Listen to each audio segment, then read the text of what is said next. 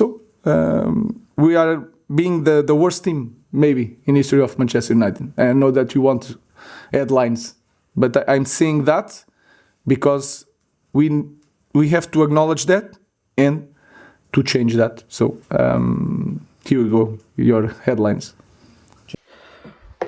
Right, but as you can see, Ruben Amorim, he's just labelled this as the worst ever Manchester United team at this current moment. I'll be talking about, is he right, and ultimately what Manchester United can do from here. Listen, that press conference reaction after the game was very damning.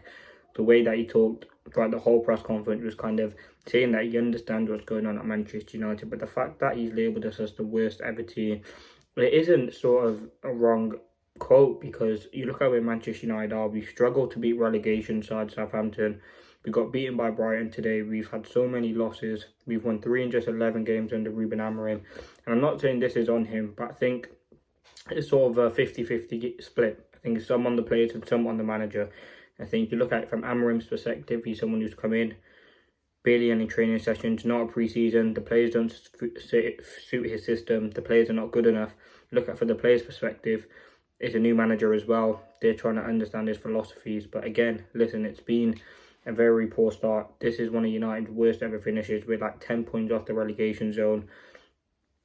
We've had some very poor performances, and we are playing like a relegation side. Simple errors we're making, 5-yard passes. We just don't look like a team. I think the players are just not good enough to play for Manchester United. And Ruben Amorim's got a big task at his hands. Listen, we've got 11 days left of the transfer window. He must try and get rid of some of these players. Antony's looking like he's going to Real Betis. Rashford looks like he's going to Borussia Dortmund.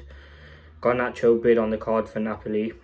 These are all 3 attacking moves. And if, for me, at this current moment, Manchester United are in desperate need of a left wing back, whether that's Patrick Dorgu, Alvaro Fernandez, Nuri, we have to bring someone in. Malassi is looking like he's going on loan as well to Juventus. We have to bring someone in that left back position, and Ineos do have to support Ruben Amorim in this decision. Eric Ten Hag spent so much money on signing wasteless signings, and I think the wing backs are the most detrimental and the most important position for Ruben Amorim. And the wing backs are struggling so much at this current moment at Manchester United. Mazraoui is nowhere near good enough for me in that wing back position, and neither is Diego Dalot. You see, when Ahmad plays out there, we have an action intent and a purpose going down that side, and ultimately everything we do comes down that side. When we play Dalot on that side, there's just nothing. There's sometimes glimpses, but there's just nowhere near enough good quality. And I think sometimes maybe try Garnacho out there. Maybe that would work. I mean, you would probably, ideally, in a Ruben Amorim system, he would probably want Garnacho and Ahmad in those wing-back positions. That's what he played with at Sporting.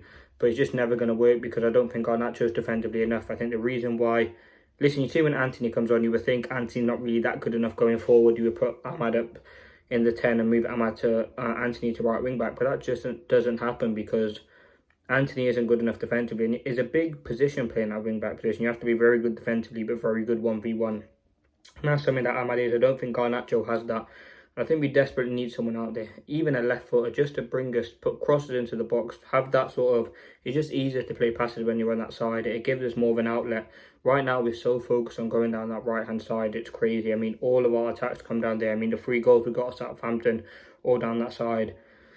The goal we got today, was a penalty, but still, like, we're struggling as a team at the minute. And listen, against Brighton, we had 1 shot on target, and I don't think the balance is there. The midfield was getting overrun. We need defensive depth in midfield, because there's just no ability, there's no quality in that midfield at the minute. Ugarte and Maino constantly getting overrun. I don't know whether that's if they're knackered. We don't really have many options. Casemiro, Eriksen past it, they're just nowhere near good enough. Collier's a young kid, you can't put too much pressure on him. Mount, you can't rely on him, he's always injured. Casemiro, as I said, is old. We don't really have much options out there. And with Ugarte, I think definitely in the next game against Rangers, I would put Bruno and Collier in the 2 deep line, and I'll put Xerxes, and I want to see Højlund in there as well. I think that would be a perfect team for Manchester United. This team is struggling a lot at the moment, and it's down to Ruben Amorim to get the best out of this team and the best out of the players, because obviously he's the manager and he's going to get a lot of criticism, but he said he understands the situation that we're in. He's barely had any training session. I think it was like 7 training sessions across 15 games, which is obviously nowhere near good enough. And I'm sure he'll be looking to improve on that. But listen, let me know your thoughts. It's very frustrating being a United fan at the minute. we just can't see anything progressing at the minute. Some of these players are very poor. And yeah, we just haven't looked good enough as a team. I think there's a long way to go. Yet there's a chance for United to win the Europa League. There's a chance that we can win the FA Cup. But the way that we're playing at the moment, it seems very difficult in which Manchester United can do that. And it's just it's the same old stuff for Manchester United. As I said, it's frustrating because it shows we've shown we can go away to Anfield, Etihad, Emirates, and put in performances. But when it comes to the teams like Southampton, relegation side, Wolves, like not the greatest idea on paper. United should be winning. Bournemouth, Newcastle, Brighton, all these. We got Fulham next week. Don't know what's going to happen in that game. It is very frustrating to see as a Manchester United fan. As I said, I fully back Ruben Amorim. I think Ineos need to give him a good window. Some of these players have to go. Casemiro, obviously he's not playing, but he has to go. Eriksen, Rashford, Anthony, Lindelof, Johnny Evans. The jury's out for Delo. People talking about Alessandro Martinez, Andre Onana, Xerxes. Is he good enough? Yes, he's had a good, decent performances. But in the long run, is he going to be a good enough player? We need to bring in a striker. The midfield situation. There's just a lot of issues going around at the minute at Manchester United. And with the limited budget that we have available, it's very hard to make these sort of things happen. But listen, let me know your thoughts. I'm going to leave it there. Like, subscribe.